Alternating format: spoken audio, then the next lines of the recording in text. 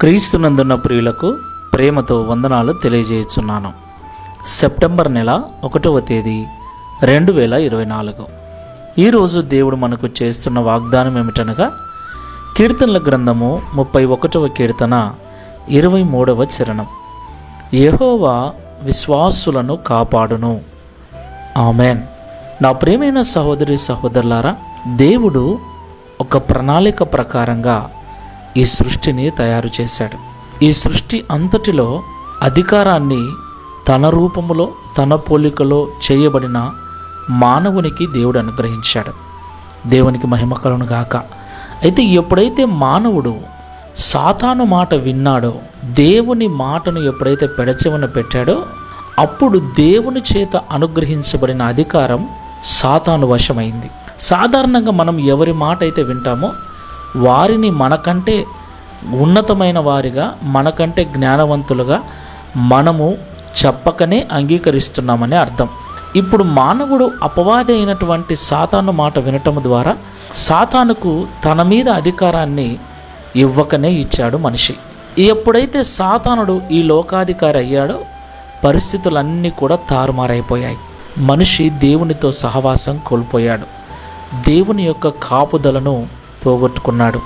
అప్పటి నుండి మనిషి శ్రమలు, నిందలు, అవమానములు, బాధలు, రోగాలు, అనేక రకాల కష్టాలను ఎదుర్కొంటూ తన కుటుంబముతో కూడా భయంకరమైన శ్రమను అనుభవిస్తున్నాడు. అయితే ఎంతైనా మనం ఆయన పోలికలో, ఆయన స్వరూపమందు ఆయన కొరకు చేయబడ్డం గనుక దేవుడు మరలా మన మీద జాలి చూపించి, ఎవరైతే దేవుని ప్రేమను ఎరిగి తన తప్పులు తెలుసుకొని మరలా దేవుని వైపు తిరుగుతారో, దేవుని వైపు తిరిగిన వారిని, దేవుణ్ణి నమ్ముకున్న వారిని విశ్వాసులు అంటారు. ఎవరైతే అలాంటి విశ్వాసులు ఈ లోకంలో ఉన్నారో వారందరినీ దేవుడు కాపాడుటకును, పాడవకుండా భద్రపరచుటకును, వారిని అపవాది కబంధ హస్తాల్లో నుండి విడిపించి సంరక్షించుటకు ఆయన సమర్థుడై ఉన్నాడు.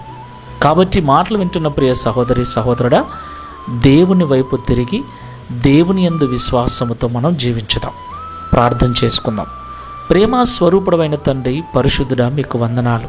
మానవుని యొక్క పతనము ద్వారా అపవాదికి అధికారం అనుగ్రహించి మానవ జాతి అంతా శ్రమలు, నిందలు, అవమానాలు పడుతుంది. నేటికి కూడా ఎంతోమంది బాధలు అనుభవిస్తున్నారు. అయితే ఏ మనిషి అయితే పతనమైపోయాడో, ఏ మనిషి అయితే మీ మాటను వ్యతిరేకించాడో, ఆ మనిషి నీ వైపు త్రిప్పబడినప్పుడు, నీ విశ్వాసిగా మారినప్పుడు మరలా మీ కంచె అతని చుట్టూ ఉంటుందని మాతో మాట్లాడాం. ఈ విషయం ఎరుగక ఎంతోమంది ఇంకా సాతాను మాట వింటూ భయంకరమైన శ్రమలను అనుభవిస్తున్నారు. ప్రియ తండ్రి, ఈ ప్రార్థనలో ఏకీభవిస్తున్న మా ప్రియులందరినీ మీరు జ్ఞాపకం చేసుకోండి.